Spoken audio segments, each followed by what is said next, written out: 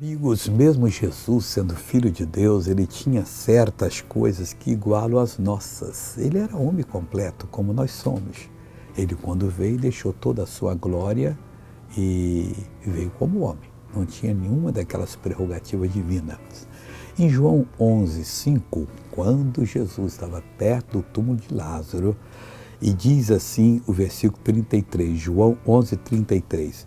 Jesus, pois, quando a viu chorar, e também chorando os judeus que com ele estavam, Maria estava chorando, moveu-se muito em espírito e perturbou-se.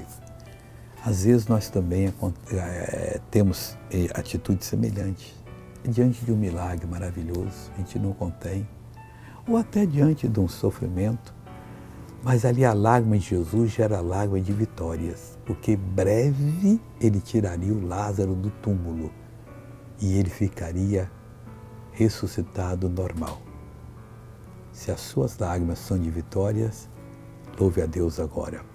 Veja essa pessoa que recebeu uma benção. Ontem fui ao hospital e tomei 3 injeções, porque sofro de bursite e tendinite. Os meus dedos estão deformados pela artrite, porque sofro de artrite. Há quantos anos sofre de artrite? Mais ou menos 10 anos. Tanto é que tenho todos os meus dedos deformados por conta da artrite. Agora está livre. Sim, os dedos já não estão doendo mais. E não Eu vai podia doer nunca fazer mais. isto, mas graças Jesus a Deus expulsou. posso abrir e Expulsou fechar a o demônio mão. da Obrigada, artrite. Jesus. Quero orar com você nesse momento, Pai.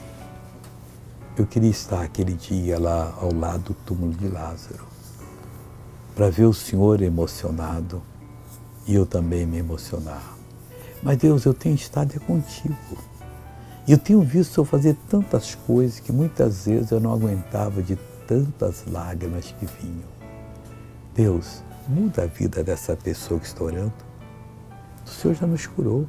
Nós não aceitamos o mal e dizemos ao nosso corpo, fique curado. Deus te abençoe.